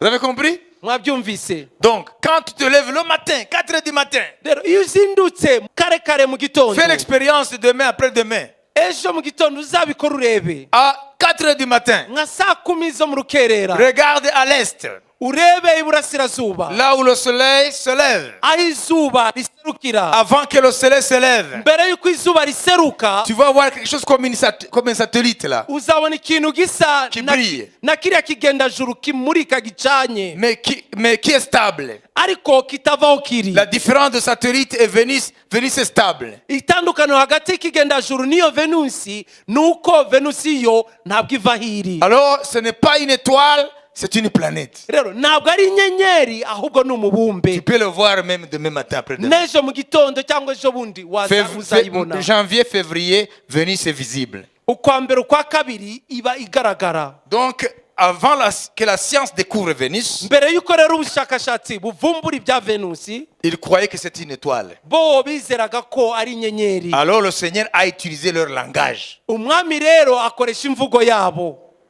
Amen. Amen. Il a utilisé leur langage. Yaje gukoresha imvugo yabo. Alors, écoutez bien. Rero mwumve neza, La parole prophétique, ijambo ry'ubuhanuzi elle est comme une lampe rimeze nk'itabaza qui brille dans un lieu obscur. ricanye ahantu ho mu mwijima. Son monde est obscur. Iyi si iri mu mwijima, Mais nous avons la parole prophétique ariko dufite ijambo ry'ubuhanuzi pour qu'elle puisse nous éclairer kugira ngo ribashe kutumurikira sur le sens des événements. ku biriho biraba n'ubusobanuro Et bwabyo, nous en aurons besoin kandi tuzarikenera jusqu'à ce que kugezaho our bright morning star kugezaho ya nyenyeri yo mu ruturuturu We wo mu ruturuturu shine in our hearts. izamurika. Jésus, c'est l'étoile brillante du matin. Yesu niwe nyenyeri yo mu ruturuturu, The bright morning star. ya nyenyeri yo mu ruturuturu yaka. Ça veut dire quoi? Bivuga iki? Écoutez bien. Mwumve neza, Le monde ne verra jamais l'étoile brillante du matin.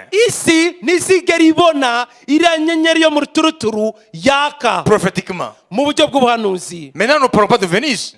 Ubu rero ntabwo turimo turavuga ibya Venusi, Parce que vous comprenez maintenant. uko ubu mwamaze gusobanukirwa. C'est Jésus Ni Yesu qui se dit l'étoile brillante du matin. niwe yiyita iriya nyenyeri yo mu ruturuturu icanye. Elle précède toujours le soleil. Ibanziriza buri gihe uguseruka kw'izuba. Le monde ne verra pas l'étoile brillante du matin. Isi ntabwo izabona iriya nyenyeri yo mu ruturuturu icanye, Parce que le monde est en train de faire dodo. kubera ko isi yo iriryamiye, irasinziriye. Le monde dort. Isi irasinziriye, L'église veille. ariko itorero ryo riri maso. Alors, puisque l'église veille, Ariko kubera ko itorero ryo riri maso, elle n'attend pas le soleil qui se lève. ntabwo ritegereje ko izuba rizaseruka, L'église attend l'étoile brillante du matin. ahubwo itorero ritegereje inyenyeri yo mu turuturu icanye. Pourquoi est-ce qu'il va se lever dans nos cœurs? Kubera ko izabimbura mu mitima yacu, C'est parce que Jésus, ni ukubera ko Yesu lorsqu'il viendra comme époux prendre son épouse, igihe azaza nk'umukwe gufata umugeni, le monde ne le saura pas. isi ntizigera ibimenya, C'est l'église qui le saura. itorero niryo rizabimenya. Voilà pourquoi le monde Niyo mpamvu isi va se réveiller avec le soleil. yo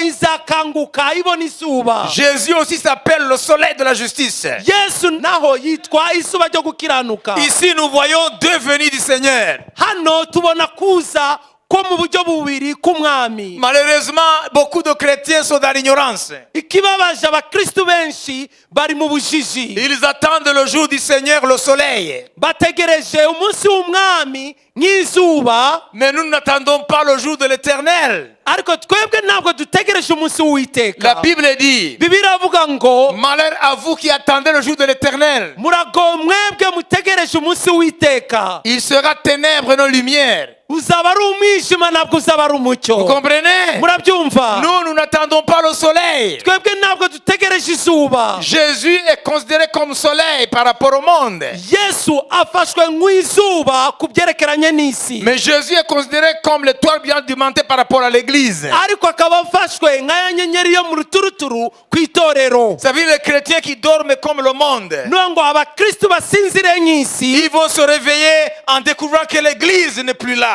bazakanguka basanga itorero ritagihari, Parce que l'étoile brillante du matin va les prendre avec eux. kubera ko ya nyenyeri yo mu ruturuturu izaba yabatwaye.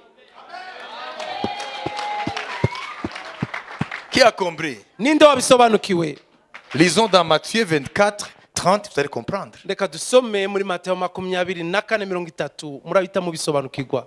ubwo nibwo ikimenyetso cy'umwana w'umuntu kizaboneka mu ijuru, n'amoko yose yo mu isi nibwo azaboroga abonye umwana w'umuntu aje ku bicu byo mu ijuru afite ubushobozi n'ubwiza bwinshi. Amen. Vous voyez?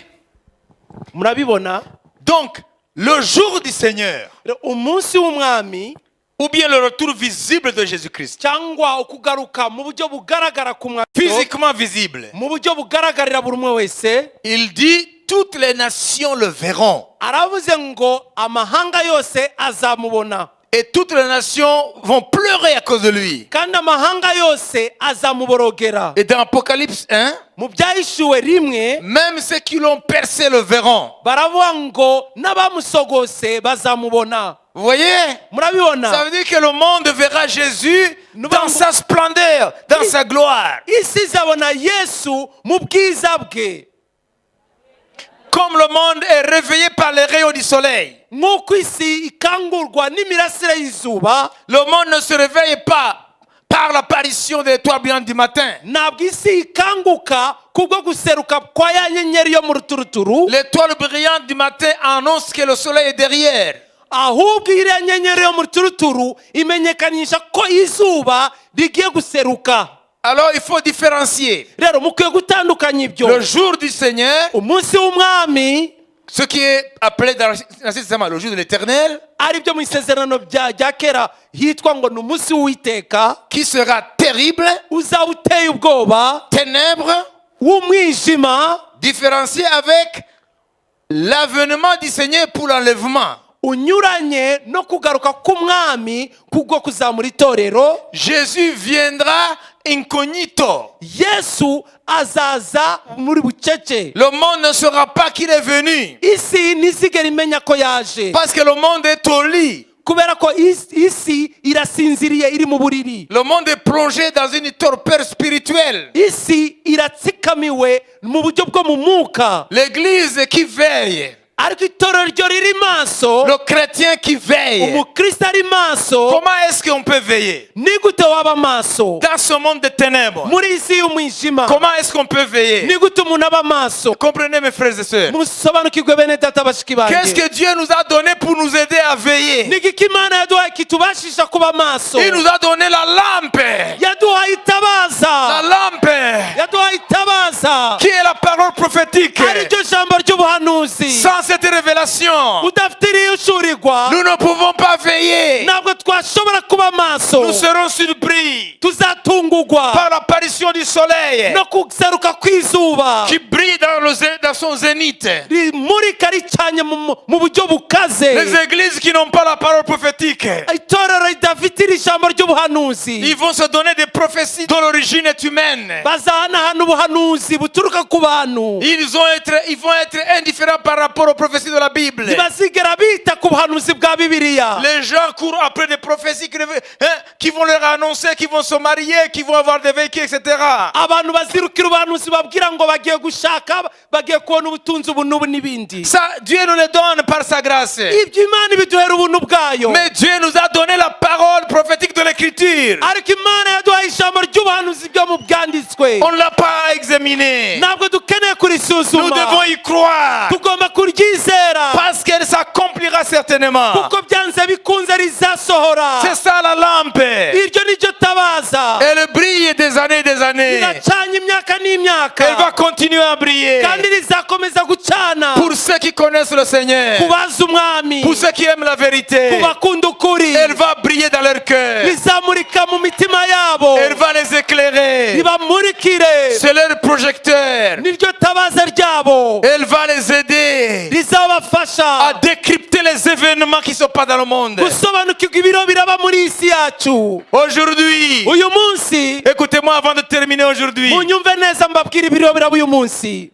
Lorsque Jésus était à Jérusalem, igihe Yesu yari i Yerusalemu il y a plus de 2000 ans, hashize imyaka isaga ibihumbi bibiri. lorsqu'il était crucifié à la croix du Golgotha, igihe yabambwa ku musaraba i Golgota. Paris était là. Pari, umujyi wa Pari C'était une ville. wari umujyi wari uhari. Il y a une autre ville de France qui s'appelle Toulouse. hari umujyi wundi wo mu Bufaransa witwa Toulouse. Toulouse a 2500 ans d'histoire. wo ufite imyaka isaga ibihumbi 2500 w'amateka. Paris a 3000 ans d'histoire. Paris yo ifite imyaka isaga ibihumbi 3. Ça veut dire Paris existait avant que Jésus vienne. nuvuga ngo Pari, umujyi wa Pari wari uhari na mbere yuko Yesu aza. Toulouse existait avant que Jésus vienne. umujyi wa Toulouse nawo wari uhari mbere yuko Yesu aza. En Chine, il y avait une grande civilisation. mu Bushinwa bari bafite civilisation ikomeye. Mais ce qui se passait à Golgotha, ariko ibyakorekaga i Golgota une colline quasiment insignifiante, ku gasozi katazwi kadafite agaciro, quasiment insignifiante. kadafite uburemere, Mais un homme était en train d'accomplir ariko umugabo umwe yari arasohoza quelque chose ikintu qui va toucher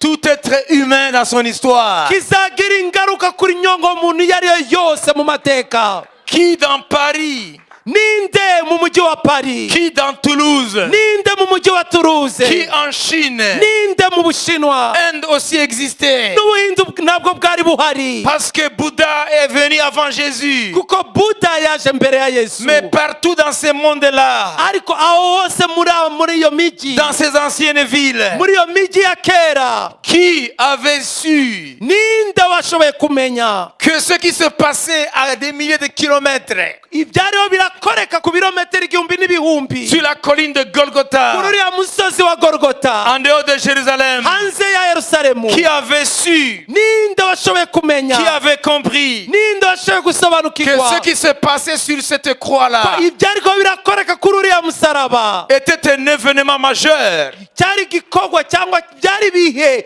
by'ingenzi cyane qui conditionne l'avenir de l'humanité. bigenga amateka y'inyoko muntu. Ce n'est pas seulement un homme qui était entré condamné par le tribunal romain. ntabwo ari umuntu yari yakiriho urubanza n'inteko y'abaroma. Il était en train de réconcilier Dieu avec l'humanité. yarimo arunga Imana n'abantu. Même aujourd'hui, n'uyu munsi combien de gens ni abantu bangana gute dans ce monde muri isi yacu qui pensent batekereza que ce qu'ils voient à la télévision, ko ibyo babona kuri televiziyo qui se passe dans la vieille ville de Jérusalem, biriho biraba muri uriya mujyi wa Yerusalemu, la vieille ville de Jérusalem, uriya mu Yerusalemu ya kera, sur le mont Moriah, kuri uriya musozi Moriya, les préparatifs pour bâtir le troisième temple. iriya myiteguro yo kubaka ingoro ya gatatu. Qui croit que ninde wibwira ko ce qui se passe aujourd'hui ibiro biraba kuri uyu munsi le concerne directement? bimufite ingaruka? Il y a très peu. ni bake Ils sont au Rwanda. bari kure yabyo, Ça se passe en Palestine. bari kure yaho. C'est l'affaire des Juifs ni muri Palestina n'iby'abayuda avec les Arabes. n'abarabu. Ça ne me concerne ibyo pas. ntabyo bindebaho. Même quand Jésus mourait à la croix, ndetse n'igihe Yesu yapfaga ku musaraba dans Paris, ça ne le concernait pas ce qu'il i disait. Paris ntabwo byari bafasheho. Mais s'il savait ariko iyo babimenya que l'acte de Golgotha ko kiriya gikorwa cy'igorogota non seulement va impacter la terre, ko bitazagira ingaruka gusa ku mais va isi impacter le cosmos. ariko isanzura yose. Qui a compris là? ninde wabisobanukiwe? Accordez-moi une seconde. munyongere umuntu isegonda imwe, J'explique en Kinyarwanda. reka mbasobanure mu Kinyarwanda. Igihe Yesu yari arapfa atanga ubugingo bwe ku musaraba. Hari imigi yari ihari. Paris ifite amateka y'ibihumbi 3 y'imyaka. Toulouse ifite amateka y'ibihumbi 250. Ubushinwa bwari buhari, Ubuhindi bwari buhari, bari bafite imigi, bari bafite civilisation. Ariko ibyabaga hariye kuri gasozi ntabwo bari bazi ibyo ari byo, cyangwa ntibigize banabimenya. Ariko ibyariho biraba hariya ahantu runaka ku isi mu gihe runaka, hariho harakorwa umurimo uzareba buri kiremwa muntu cyose. Amen. Niyo mpamvu n'uno munsi ibyo biraba hari Yerusalemu, mujya mubona amateleviziyo yanyu, ibyo biraba gasozi ka Moriya hariya, imyiteguro y'abayuda bavuga ngo tuzabaka ingoro gatatu. Uri hano ntago yumva ahahuriye nabyo, ariko kera mu gihe kiri imbere azamenya ko hari aho yarahuriye nabyo. Amen. Qui a compris? Ninde wabisobanukiwe? La même chose qui s'est passée avec la première venue de Jésus, Ibyakoretse mu kuza kwa mbere kwa Yesu, la même chose se passe aujourd'hui. ibyo nibyo biro biraba no muri iki gihe cyacu. Vous avez compris? Mwabyumvise? Ce qui se passe aujourd'hui Ibiro biraba uyu munsi sur ce coin de la terre, kuri kariya gace ko ku isi, hein? Les quelques centimètres, les quelques millimètres, les quelques mètres carrés là-bas. zira metero kare ntoya. Vous savez, la vieille ville de Jérusalem, Murabizi iriya Yerusalemu ya kera, on pourrait faire le périmètre de la ville en 1 heure. wayizenguruka mu isaha imwe gusa. Pour te dire que ce n'est pas grand. Kugira ngo mbabwire ko ntabwo ari nini La vieille ville. iriya Yerusalemu ya kera. Ce qui se passe là, Ariko ibiri kukoreka hariya dans ce petit périmètre, muri kariya kantu gato, il s'y passe des événements hariya rero harakoreka ibintu bikomeye qui vont changer le cours de l'histoire. bizahindura icyerekezo cy'amateka. Alors pour terminer, Rero kugira ngo ndangize, la parole prophétique, ijambo ry'ubuhanuzi c'est elle qui nous aide niryo ridufasha si nous y prêtons attention iyo turiteze amatwi pour veiller. kugira ngo tube maso. Sans la parole prophétique, Udafite ijambo ry'ubuhanuzi tu ne sauras jamais le temps. ntuzigera umenya nagati ibihe, En ne connaissant pas les temps prophétiques, kandi mu gihe utazi ibihe by'ubuhanuzi tu ne peux jamais te préparer. ntabwo ushobora kwitegura na gato. Tu vas vivre comme les autres. Uziberaho nk'uko abandi babayeho. Mais lorsque la parole prophétique est en... Ariko iyo ijambo ry'ubuhanuzi riri muri wowe, Pierre dit c'est une lampe Petero aravuga ngo nitabaza qui brille toute la nuit rimurika ijoro ryose dans un lieu obscur qu'est notre monde. ahantu ho mu mwijima ariyo si yacu. Et nous voyons les événements None tukabona ibiriho biraba avec des yeux spirituels. n'amaso y'umwuka. Et nous connaissons tel événement, None tukavuga ngo ibi bintu le sens prophétique, ubusobanuro bwabyo mu buryo bw'umwuka, ce qu'il annonce. ibyo biro biramenyekanisha. Ça veut dire que nous ne vivons pas comme les autres par rapport aux événements. Nuvuga ngo twebwe ntabwo tubayeho nk'abandi ku byerekeranye n'ibiro biraba muri iyi Mais si. il faut que tu aies la parole prophétique de Ariko l'écriture. bigusaba kugira iryo jambo ry'ubuhanuzi ryo mu byanditswe. Il faut qu'il y ait la révélation Ukwiye kugira iryo pour yisurirwa décrypter les événements. kugira ngo ubashe kubona ibihe ubisobanure. Alors, cette prophétie Rero ubwo buhanuzi va être en vigueur. buzashigwa mu bikorwa. Non, elle est valable. Nubwo Dieu kuri l'a donné Imana yabutanze jusqu'à ce que Jésus vienne prendre l'église. kugeza igihe Yesu azaza gutwarira itorero. À ce moment-là, Aho ngaho rero vous et moi, wowe nanjye qui sommes l'église, ari twe torero, l'épouse de Christ, umugeni wa Kristo, nous n'aurons plus besoin de cette lampe. ntabwo tuzaba tugikeneye byatabaza. Moi, je ne vois pas quelqu'un qui est en train d'utiliser la lampe alors qu'il y a une lumière qui a une puissance d'éclairage comme celle du soleil. Ntabwo mbona umuntu afite ari arakoresha itoroshi cyangwa itabaza rito amaze kugera ahantu hari urumuri runini rwinshi cyane. Ça veut dire la parole va briller Nuvuga ngo iri jambo rizamurika en attendant que Jésus, l'étoile brillante du matin, apparaisse pour toi. mu gihe rizaba ritegereje Yesu ari we nyenyeri yo mu ruturuturu azaseruka. Elle va te permettre à veiller. Rizakubashisha kuba maso. Tu vas savoir tel événement m'approche à son retour.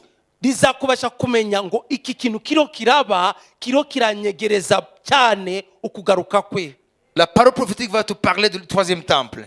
ijambo ry'ubuhanuzi rizakubwira ku ngoro ya gatatu. Et quand tu vois les Juifs se préparer, nubona abayuda barimo la bitegura, parole prophétique va te dire, ijambo ry'ubuhanuzi rizahita rikubwira l'église c'est le temple spirituel. itorero ni ingoro yo mu mwuka, Il ne peut pas coexister avec le temple terrestre. ntabwo rishobora kubangikana n'ingoro yo ku isi. S'il y a eu destruction du temple terrestre, niba harabaye gusenyuka kw'ingoro yo ku le isi, deuxième temple, ariyo ngoro ya kabiri, c'est que Dieu a commencé le temple qui n'est pas fait de main d'homme. nuko imana yari itangije ingoro idakozwe n'amaboko y'abantu, Ça veut dire l'église de Jésus. ari ryo torero rya Et maintenant kristo. que nous voyons les préparatifs pour reconstruire le temple terrestre, ubu rero turabona imyiteguro yo kubaka ya ngoro yo ku isi. ça veut dire le spirituel est sur le point de partir. nuvuga ngo ingoro yo mu mwuka irenda kuhava.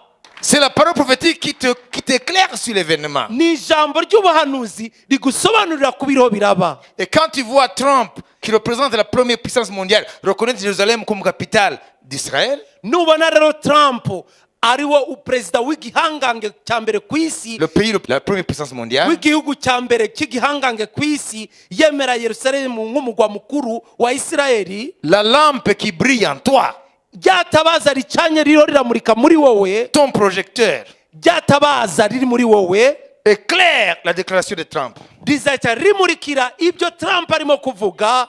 Pas seulement la déclaration. ntabwo ari byo Trump avuga gusa, Il a fait déménager l'ambassade américaine de Tel Aviv à Jérusalem. ntabwo yavuze gusa, ahubwo yimuye na ambasade y'abanyamerika ayivana Tel Aviv ayimurira i Yerusalemu. Le projecteur que la parole prophétique bya bitara biri muri wowe byatabaza, ari byo jambo ry'ubuhanuzi, va éclairer cet événement. rizahita rimurikira biriya biriho biraba. Et tu vas comprendre hanyuma uhita usobanukirwa que avant que Jésus revienne, ko mbere y'uko Yesu agaruka, Jérusalem sera entre les mains des Juifs. Yerusalemu izaba iri mu maboko y'abayuda, Pour que le troisième temple soit rebâti. kugira ngo ya ngoro ya gatatu ibashe kubakwa. Et la parole prophétique en toi rya jambo ry'ubuhanuzi rikurimo va t'éclairer sur l'institut du monde temple. rizakumurikira kuri kiriya L'institut kigo, du temple de Jérusalem. kiriya kigo gishinzwe gutegura ingoro Yerusalemu. Il va t'éclairer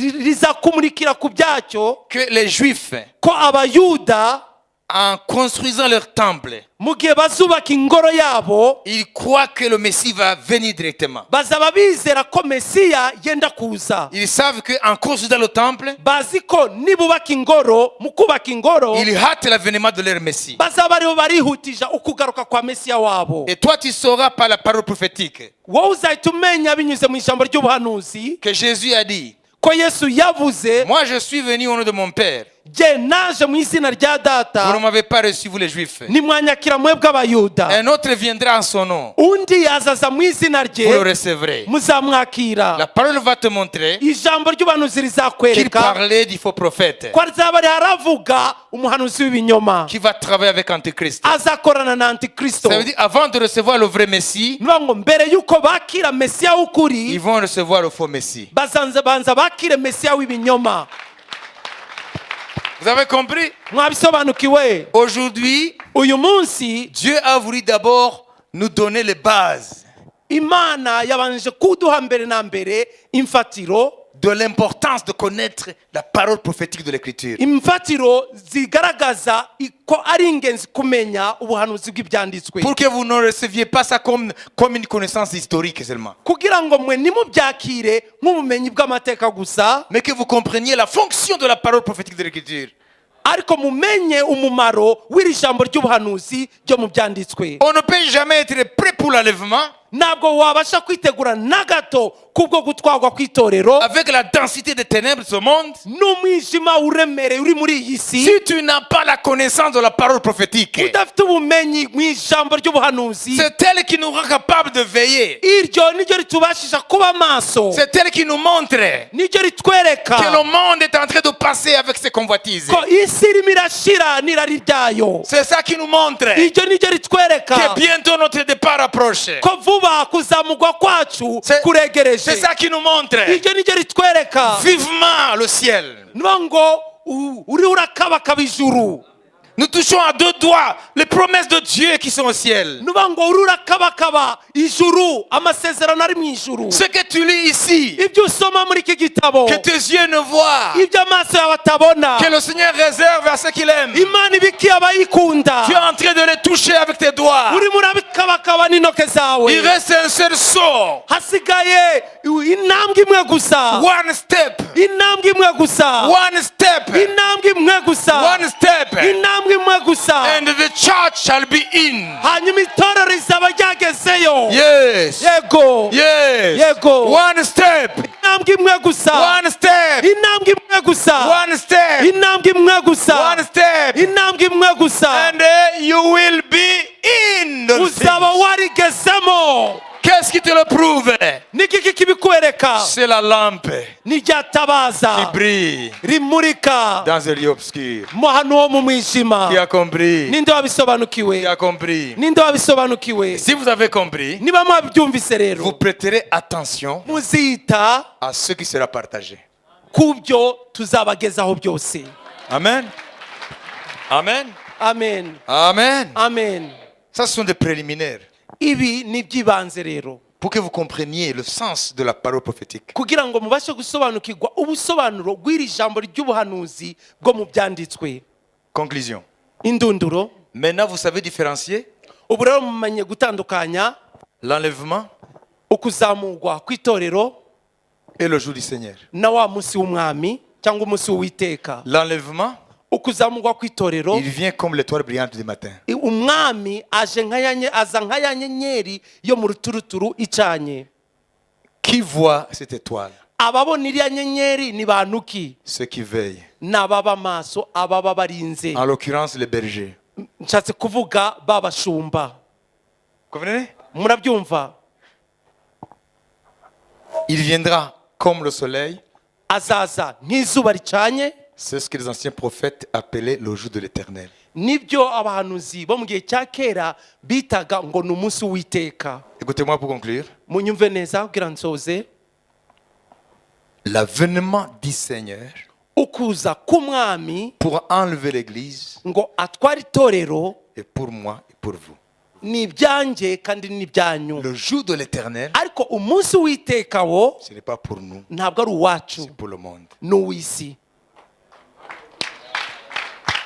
Qui est comparé au soleil. byo nibyo bigereranywa n'izuba Donc toi, n'attends pas le soleil. wowe rero ntukitege izuba N'attends pas la fin du monde.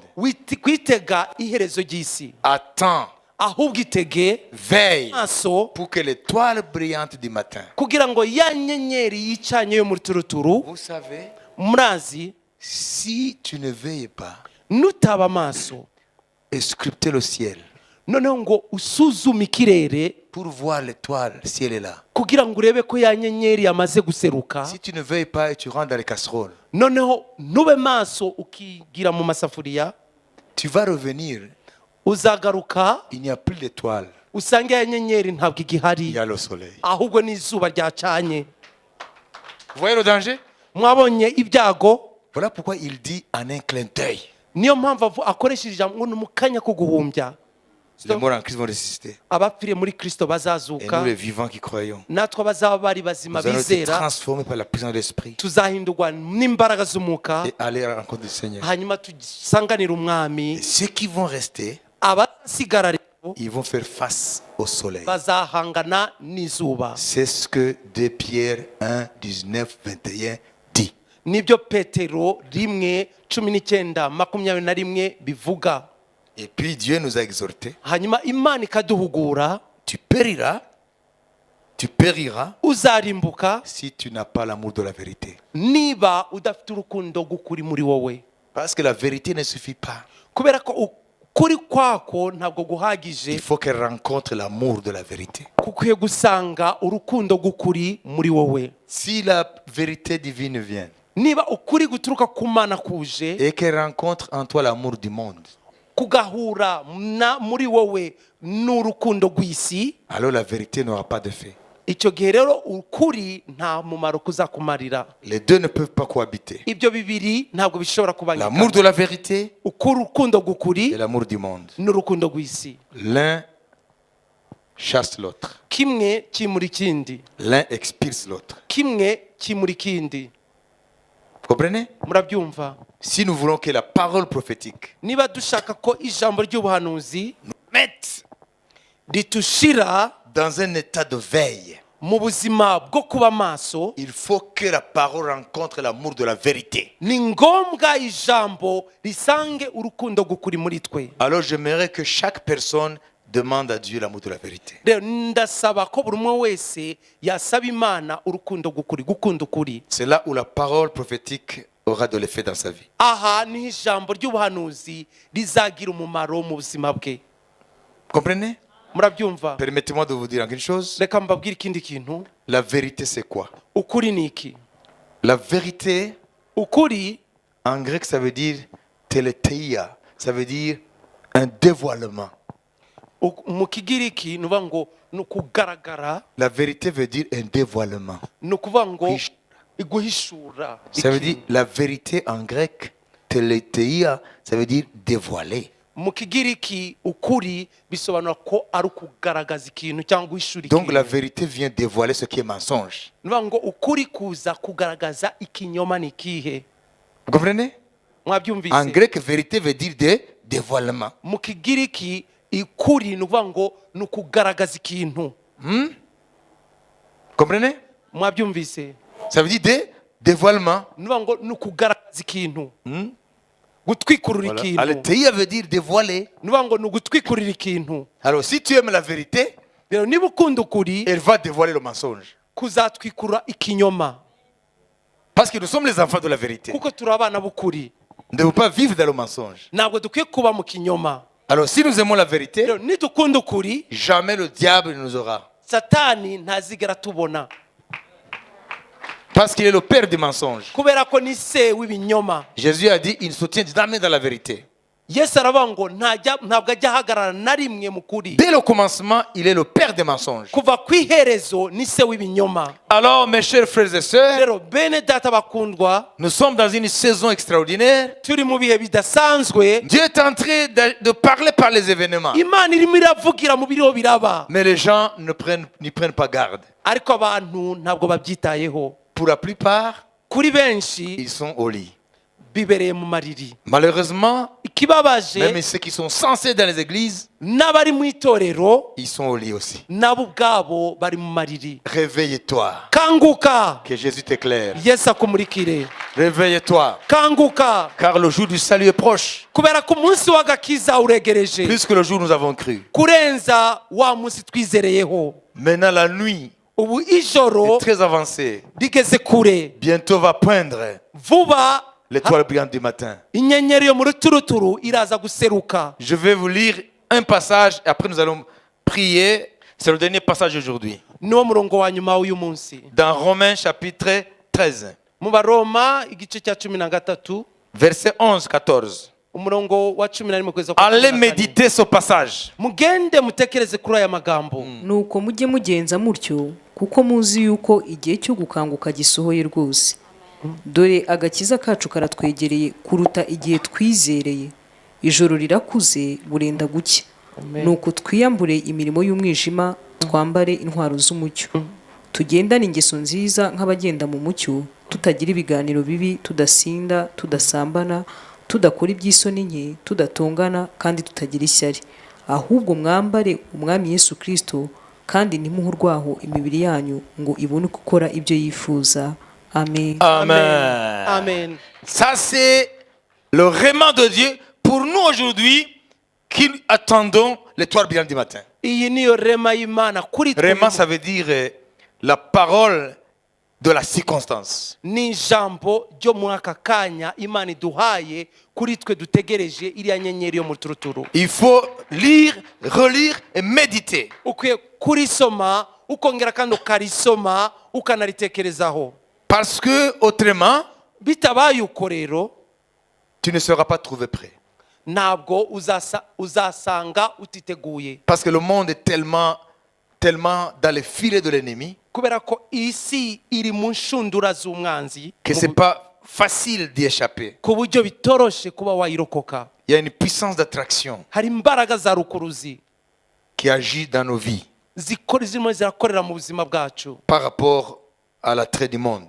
ku byerekeranye na rukuruzi rw'isi. Si nous voulons vaincre le monde niba dushaka kunesha isi et le prince du monde n'umutware w'isi et les convoitises de la chair, n'amarari y'umubiri, nous devons laisser la parole prophétique de l'Écriture dukwiye kurekera iri jambo ry'ubuhanuzi bwo mu byanditswe éclairer dans toute notre vie, rimurike mu buzima bwacu bwose, dans les coins et recoins de notre vie. mu byumba byose by'ubuzima bwacu, Et essayons de voir hanyuma tugerageze kureba qu'est-ce que Dieu a dit par rapport à tel événement ni iki Imana yavuze ku byerekeranye n'iki kintu kiriho kiraba, et se positionner par rapport à ça. hanyuma ugafata icyemezo ushingiye kuri ibyo. Vous savez, parmi les 12 tribus d'Israël, Murabizi muri iriya miryango 12 ya Isirayeli, l'une d'entre elles qui s'appelait la tribu d'Issachar umwe muri wo witwaga umuryango wa Isakari avait le don de la connaissance des temps wari ufite ou impano le discernement des temps impano yo kugenzura ibihe pour dire à Israël ce qu'il devait faire. kugira ngo babashe kubwira Isirayeli icyo bakwiye gukora. Vous voyez, sans le discernement des temps, Rero, nta kugenzura ibihe on ne peut pas savoir quoi faire dans telle période. ntabwo wamenya icyo gukora mu gihe runaka. Mais en ayant l'intelligence des temps, Mu kugira ubwo bwenge bwo kumenya ibihe, on peut se positionner par rapport aux événements ushobora gufata icyemezo cyiza ku byo uriho urabona pour la gloire de Dieu. ku bw'icyubahiro cy'Imana. Ça veut dire, Issachar, Ni ukuvuga ngo Isakari ils avaient la connaissance de la parole prophétique. yari afite ubumenyi ku ijambo C'est une ry'ubuhanuzi. des 12 tribus d'Israël. Ni imwe mu miryango ya Isirayeli.